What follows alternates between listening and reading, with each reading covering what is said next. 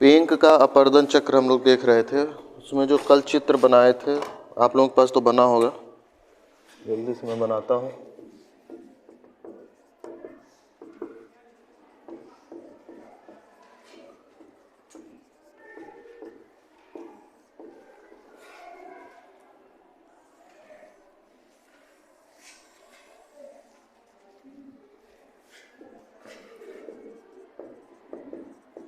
ऊंचाई, उच्चावच, 5 स्तर में इनका मतलब 5 अवस्थाएं बताई है इन्होंने। डेविस ने 3 बताई थी।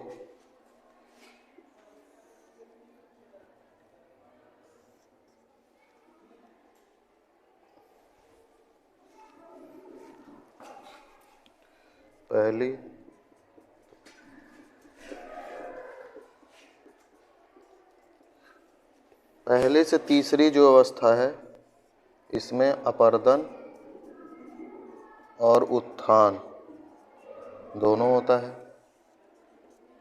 और चौथी और पांचवी में केवल अपर्दन होता है ना। अपर्दन होता है और साथ ही में यहाँ निक्षेपण भी होता है लास्ट वाले में।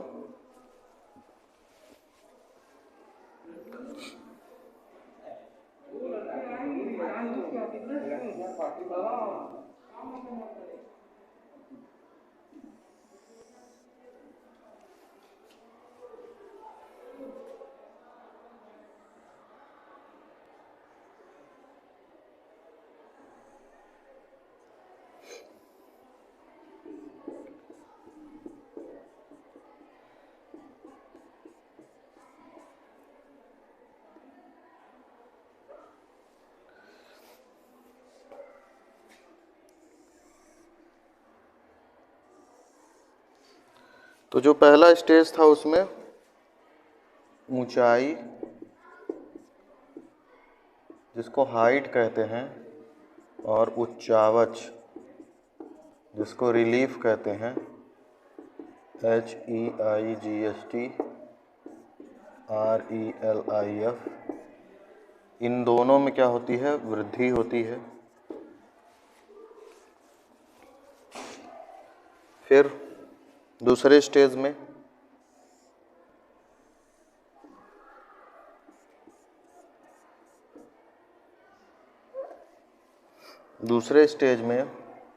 हाइट तो बढ़ता है, लेकिन जो रिलीफ है वह स्थिर रहता है, मतलब जैसे पहले रहता है वैसे ही इस अवस्था में भी रहता है।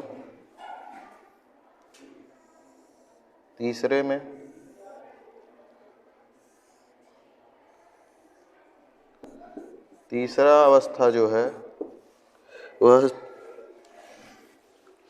इसी के बराबर रहता है, बस यहाँ सब फिक्स हो जाएगा। हाइट और रिलीफ दोनों क्या हो जाते हैं? स्थिर हो जाते हैं। फिर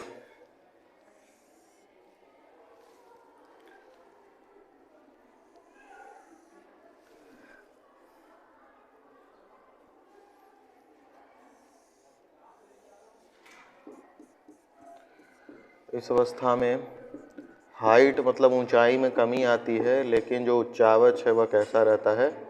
स्थिर रहता है।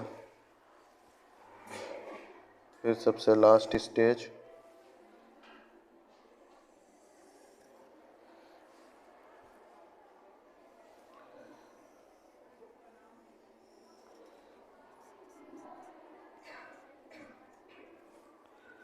जहाँ पे क्रमशः ऊंचाई और रिलीफ दोनों क्या होते जाते हैं? कम होते जाते हैं, दोनों में कमी आती जाती है, और जो मैदान बनता है समतल प्राय, जिसको इंड्रम्फ कहा है पिंक ने। ठीक है, तो पेंग का सिद्धांत पढ़ रहे थे। पेंग का सिद्धांत भी आर्द्र प्रदेशों के लिए है, जहाँ नदियाँ ही अपर्दन का कार्य करती हैं।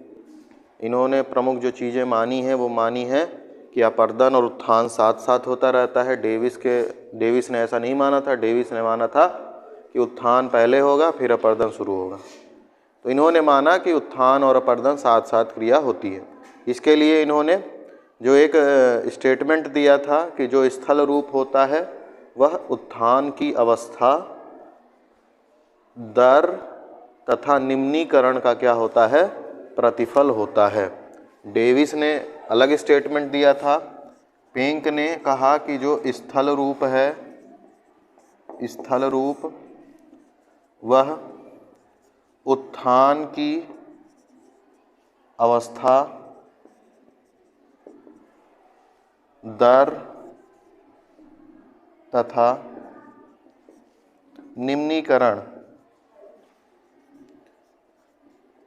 निम्नीकरण का क्या होता है, प्रतिफल होता है। जबकि डेविस ने कहा था कि जो स्थल रूप होता है वह संरचना, प्रक्रम तथा अवस्था का प्रतिफल होता है। तो उत्थान की अवस्थाएं जो हैं, यही उत्थान की अवस्थाएं हैं जो हम आपको 5 ठो ये अवस्था बनाए हैं ना, ये उत्थान की ही अवस्थाएं हैं। बस इसमें यह है कि उत्थान केवल 3 अवस्थाओं तक होता है और चौथी और 5वीं अवस्था में उत्थान नहीं होता है। दर क्या है, तो दर जो अपर्दन की दर है ना, और उत्थान की भी दर है ना, किस गति से उत्थान हो रहा है। दर मतलब क्या होता है, रेट। रेट क्या होता है, समय के संदर्भ में कोई भी चीज़ होती है, जैसे कहते हैं ना कितने रेट से वृद्धि हो रही है, तो इतने समय में कितना वृद्धि हो गई या कितना क्या हो गया, तो दर थोड़ा समय के संदर्भ में ज़्यादा देखते हैं। और निम्नीकरण, निम्नीकरण मतलब वही अपर्दन के कारण जो ऊंचाई या उच्चावच में कमी हो रही है, इन सब को मिला करके ही स्थल रूप बनता है, जिसको आप क्या कहते हैं, इंड्रम्फ कहते हैं। पेंक ने कहा था इंड्रम्फ। तो पहली अवस्था में क्या होता है देखते हैं। पहली अवस्था में क्या होता है कि उत्थान जो है होता है। तो जब उत्थान होता है तो उत्थान की जो गति है या दर है वो ज़्यादा होती है। मतलब कह सकते हैं उत्थान ज़्यादा हो रहा है और अपर्दन क्या हो रहा है, कम हो रहा है। ठीक है, पहली अवस्था में उत्थान ज़्यादा होता है और उत्थान की तुलना में जो अपर्दन हो रहा है वह क्या हो रहा है, कम हो रहा है। तो उत्थान ज़्यादा हो रहा है तो उसके कारण क्या होता है, सिंपल सी बात है, उत्थान ज़्यादा हो रहा है, ऊंचाई बढ़ेगी। कोई चीज़ ऊपर उठ रही है तो उसको ऊंचाई बढ़ेगी ना, तो ऊंचाई बढ़ेगी। और उच्चावच कैसे बढ़ रहा है, अपर्दन के कारण उच्चावच बढ़ता है। जैसे अगर कोई भाग है तो ये भाग जो है इसकी ऊंचाई बढ़ जाए, इतना हो जाए, तो ये तो इसकी ऊंचाई बढ़ गई है ना। और उच्चावच कैसे बढ़ेगा, उच्चावच ऐसे बढ़ेगा कि अगर पूरा भाग यह है तो अगर यहाँ अपर्दन हो गया इतना, है ना, तो इधर की तुलना में ये भाग ऊंचा लग रहा है कि नहीं लग रहा है ना। तो जो उच्चावच है वो तुलनात्मक ऊंचाई होती है ना, कि आसपास के क्षेत्र से कितना ऊंचा है। ठीक है, तो अपर्दन के कारण उच्चावच में वृद्धि होती है और उत्थान के कारण क्या होता है, ऊंचाई में वृद्धि होती है। तो पहली अवस्था में याद रखिएगा कि उत्थान ज़्यादा होता है, उत्थान की गति ज़्यादा है और अपर्दन की गति क्या है, कम है। ठीक है, उसके कारण ऊंचाई और उच्चावच दोनों में क्या हो रही है, वृद्धि हो रही है। फिर दूसरी अवस्था में आते हैं। दूसरी अवस्था में क्या होता है, दूसरी अवस्था में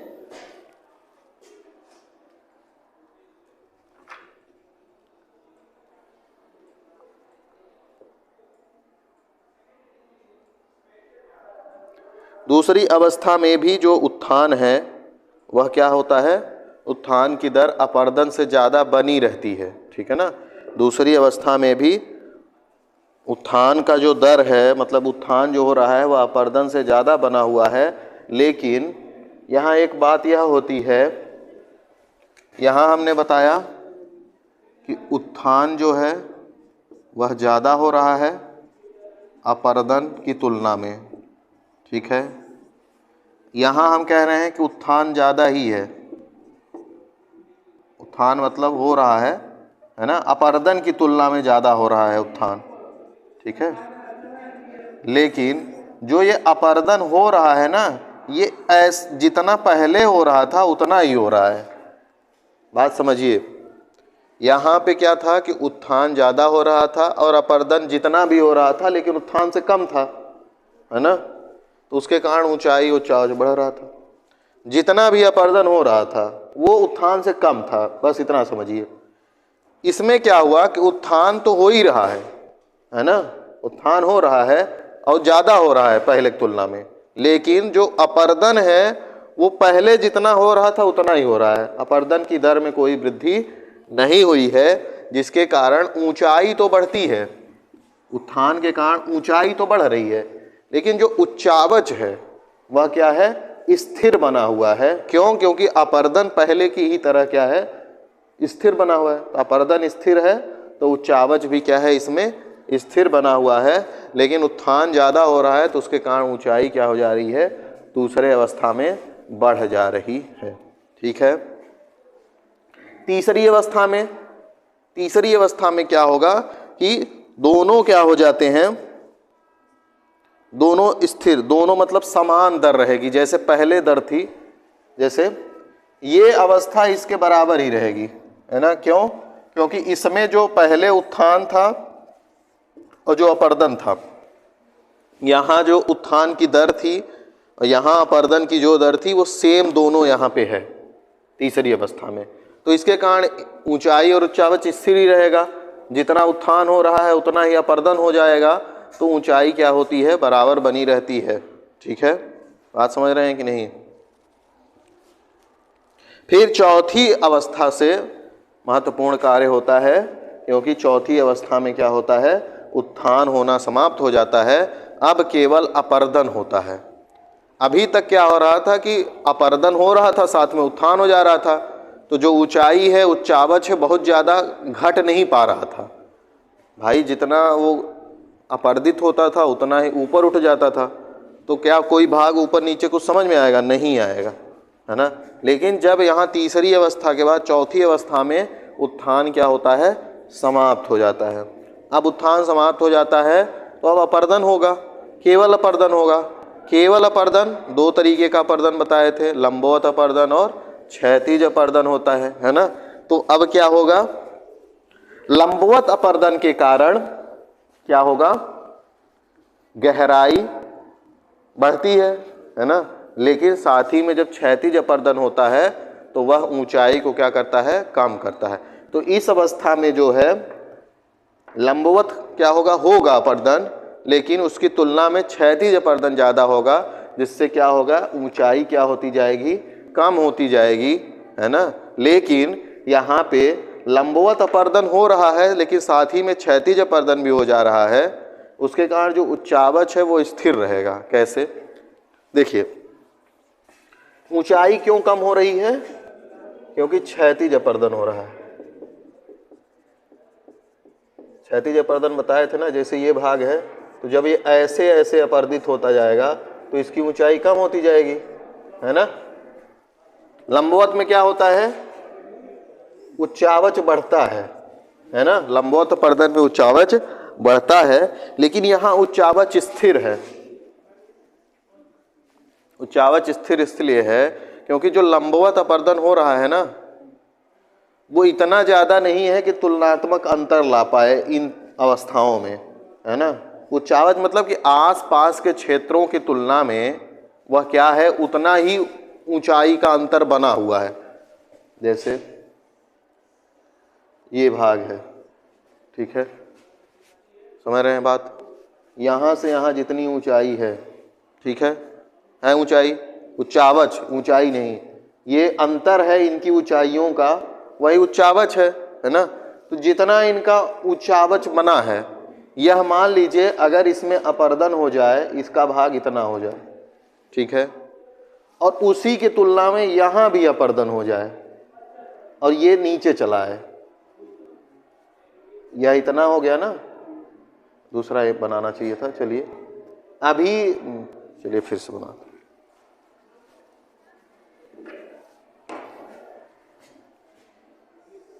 एक चित्र ये है, ठीक, दो ए पॉइंट है, बी पॉइंट, दोनों की ऊंचाई में भिन्नता है, वही उच्चावच है ना। यही जब क्या होगा, मान लीजिए इतना भाग यहाँ का अपर्दित हुआ और इतना भाग यहाँ का अपरदित हुआ क्षैतिज अपर्दन में। ठीक है, अब क्या हो जाएगा, सिंपल सा ये होगा कि ऊंचाई तो इसकी कम हो जाएगी, इसकी भी ऊंचाई कम हो जाएगी, लेकिन जितना यहाँ कटा उतना ही यहाँ कट गया, तो इनकी उच्चावच क्या रह जाएगी, सेम रह जाएगी। ऊंचाई तो घट जाएगी लेकिन उच्चावच क्या रह जाएगा, सेम रह जाएगा। जैसे दो बच्चे हैं, है ना, उनकी ऊंचाई मान लीजिए क्या है, एक की कितना है, एक का मान लीजिए 3 फीट है और एक का 4 फीट है। ठीक है, 3 फीट ऊंचा एक लड़का है, एक लड़का या लड़की 4 फीट ऊंची है। ठीक है, तो क्या हुआ, यह 3 से पहुंच गया 10 सालों में 5 फीट, और ये 4 से कहाँ पहुंचा,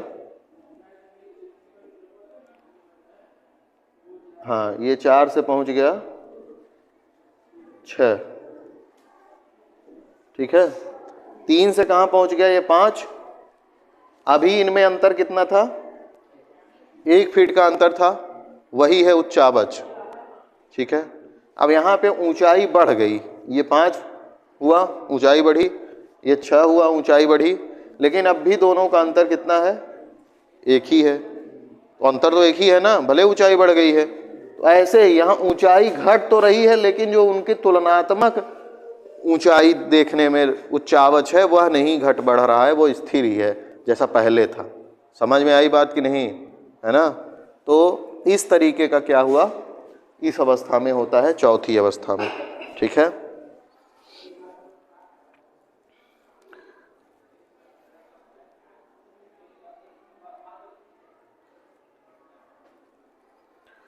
पांचवी जो अवस्था है, अंतिम अवस्था है, उसमें क्या होता है कि जो अपर्दन, अब इन दोनों अवस्थाओं में तो अपर्दन ही हो रहा है, उच्चावच की तो कोई बात ही नहीं करना है, उत्थान की। तो जो पांचवी अवस्था है उसमें क्या होता है, जो अपर्दन हम बताए थे, जैसा डेविस के भी सिद्धांत में हुआ था कि पांचवी अवस्था में क्या होता है, लंबवत अपर्दन होना क्या हो जाता है, बंद हो जाता है। मतलब जो नदी गहराई में कटान कर रही थी वो होना क्या हो जाता है, बंद हो जाता है। अब केवल क्षैतिज अपर्दन होता है, मतलब नदियाँ घाटियों को चौड़ा करती हैं, है ना, ऐसे अपर्दन ज़्यादा होगा इस अवस्था में। तो ऐसे में क्या होता है कि ऊंचाई भी कम होती जाती है और उच्चावच भी कम होता जा रहा है। क्यों, क्योंकि अब जो है क्षैतिज अपर्दन बस हो रहा है, लंबवत अपर्दन नहीं हो रहा है। यहाँ पे उच्चावच स्थिर होने का कारण यह था कि जो लंबवत अपर्दन है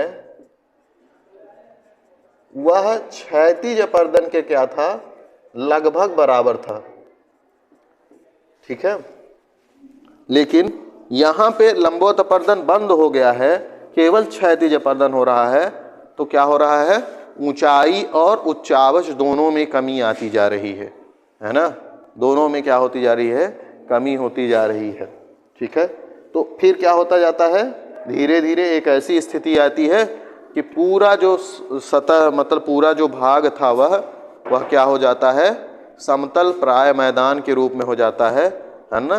उसकी ऊंचाई बिल्कुल, उच्चावच कम होता जाता है और एक समतल प्राय मैदान बनता है, जिसको क्या कहा है इन्होंने, इंड्रम्फ कहा है। और बीच बीच में कुछ जो टीले छोटे मोटे टुकड़े बचे रह जाते हैं कठोर चट्टानों के या कुछ भी, उसको इंसेलबर्ग कहा है पेंक ने, है ना। तो ये थी इनकी प्रावस्थाएं। बात समझ में आई, है ना, एक दो बार पढ़ेंगे क्लियर हो जाएंगी चीजें। अब जैसे डेविस ने ढाल पतन का सिद्धांत दिया था, वैसे ही पेंक ने ढाल प्रतिस्थापन का सिद्धांत दिया है। तो उसको देखते हैं एक चित्र बना के। ढाल प्रतिस्थापन, नोट्स इसका कल भेज दिया गया था आप लोगों को, डेविस का भी भेज दिया गया है, पेंक का भी भेज दिया गया है। अच्छे से इसको तैयार कर लेंगे तो आपके लगभग 15 से 20 नंबर का जो है तैयार हो जाएगा।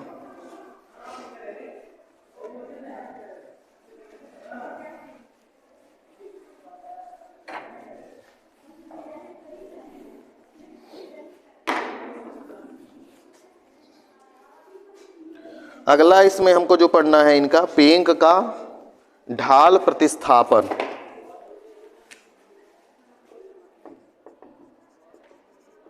ढाल प्रतिस्थापन, डेविस ने क्या दिया था? ढाल पतन। कैसे इन्होंने ढाल प्रतिस्थापन दिखाया है उसको एक चित्र के माध्यम से हम क्या करेंगे, समझेंगे।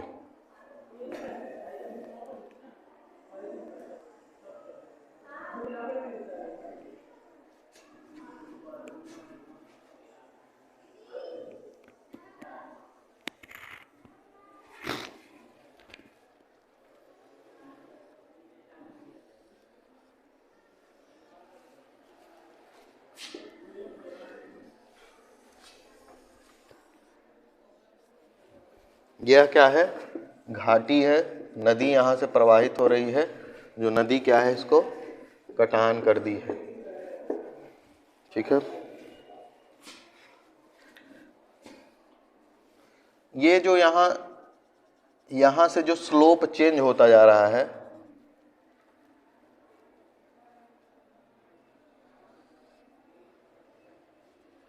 ना, इनको कुछ नाम दे रहे हैं, जैसे ए, बी और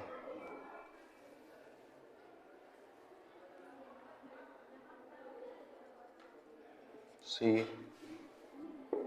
डी, है ना। अब क्या होता है, जैसे जैसे क्या होती हैं अवस्थाएं चेंज होती जाती हैं, इनको कहते हैं शीर्ष कोण।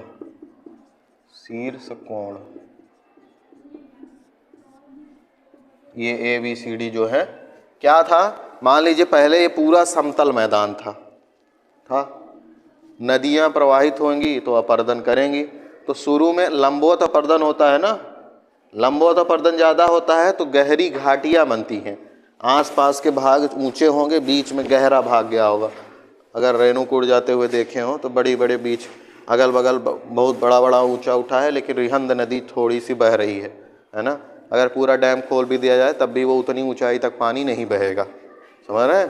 क्यों? क्योंकि वो नदी पहले कटान कर चुकी है, अपरदन कर चुकी है ना। तो वो जो गहराई है वो लंबवत अपरदन के कारण है, और वो जो चौड़ाई है वो क्षैतिज अपरदन के कारण है। तो पहले जो है नदियों के द्वारा क्या होता है, लंबवत अपरदन होता है, जिससे क्या होती है, गहराई में वृद्धि होती है, घाटियों की गहराई क्या होती है, बढ़ती है। यह ए है ना, इसको ए, ये वाला जो दिखाई दे रहा है इसको ए कह रहे हैं, ये जो स्लोप है, ठीक है ना। फिर क्या होगा, धीरे धीरे क्या होता है,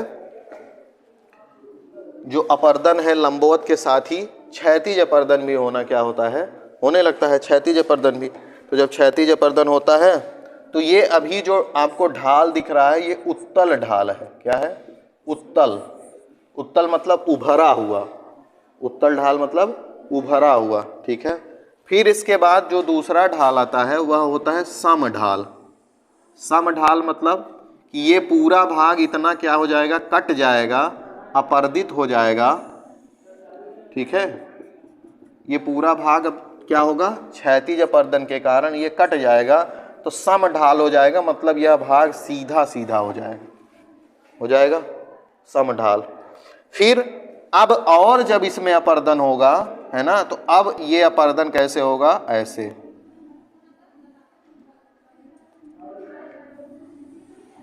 है ना, मतलब अब ये एक गहराई वाला ऐसे, मतलब अब ये ऐसा होता जा रहा है ना, और ज्यादा क्षैतिज अपरदन होने से।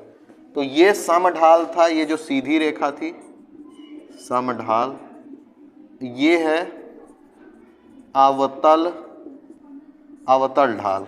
कल बताए थे ना कि जो उत्तल लेंस होता है वो इस तरह से होता है, अवतल लेंस जो होता है वो कुछ इस तरीके का होता है ना।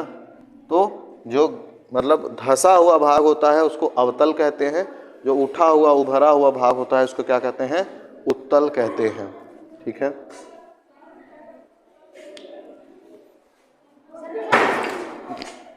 क्या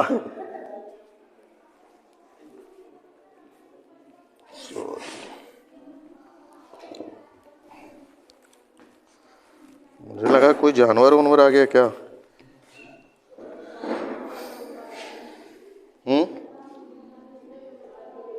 क्या हो गया?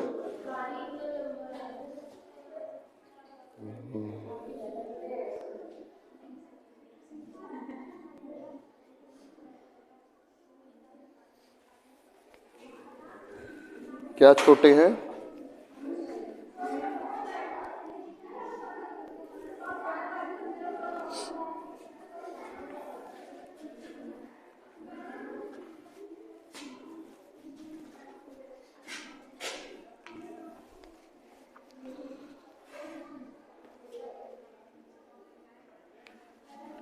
तो ऐसे ही जो है, जैसे इधर ढाल अभी दिखाए हैं, सेम इसी तरह का इधर भी दिखा देंगे, है ना। इसके बाद क्या होगा, ये उत्तल ढाल है, तो इसके बाद ये सम ढाल होगा, सम ढाल के बाद कैसा ढाल होगा, अवतल ढाल होगा, है ना। तो धीरे धीरे यह क्या होता है, अवतल ढाल और बढ़ता जाता है ना। और एक ऐसी स्थिति आती है कि ये जो अवतल ढाल है ना, वो ये वाला अवतल ढाल इस अवतल ढाल से क्या हो जाएगा, मिल जाएगा। ठीक है, जब और धीरे धीरे अपर्दन क्षैतिज होता जाएगा तो ये और पास आते जाएंगे और ये एक दूसरे से क्या होते जाएंगे, मिलते जाएंगे। और ये जब मिल जाते हैं तो जैसे हम आपको एक इमेज बनवाए थे पहले, वैसे ही बन जाता है, जो आपने डेविस और पेंक दोनों में ऐसा इमेज बनाया है ना। जब ये अवतल ढाल मिलते जाएंगे कई सारे, तो ऐसा कुछ बनता जाएगा, जिसको इसको क्या कहेंगे, इंड्रम कहेंगे, और इधर जो है इनको इंसेल वर्ग कहेंगे। यही ढाल प्रतिस्थापन है। प्रतिस्थापन मतलब कि पहले उत्तल ढाल था, फिर सम ढाल हुआ, फिर सम ढाल से अवतल ढाल, तो एक को दूसरा बदलता जा रहा है, प्रतिस्थापित करता जा रहा है, इसीलिए इसको क्या कहते हैं, ढाल प्रतिस्थापन कहते हैं।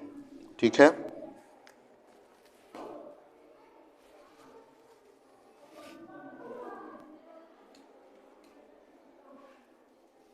तो उत्तल ढाल जो बनता है वो पहली से लेकर के तीसरी अवस्था तक उत्तल ढाल बनेगा। क्यों? क्योंकि उस समय पे उत्थान और अपर्दन दोनों हो रहा है। ठीक है, तीसरी अवस्था के बाद जो चौथी और पांचवी अवस्था है, उसमें पहले सम ढाल बनेगा, और सम ढाल के बाद कैसा ढाल बन जाएगा, अवतल ढाल बन जाएगा। और जब अवतल ढाल मिलने लगते हैं तो वही पूरा भाग जो है समतल प्राय मैदान में परिवर्तित हो जाता है, जिसका नाम हम आपको बता चुके हैं। ठीक है,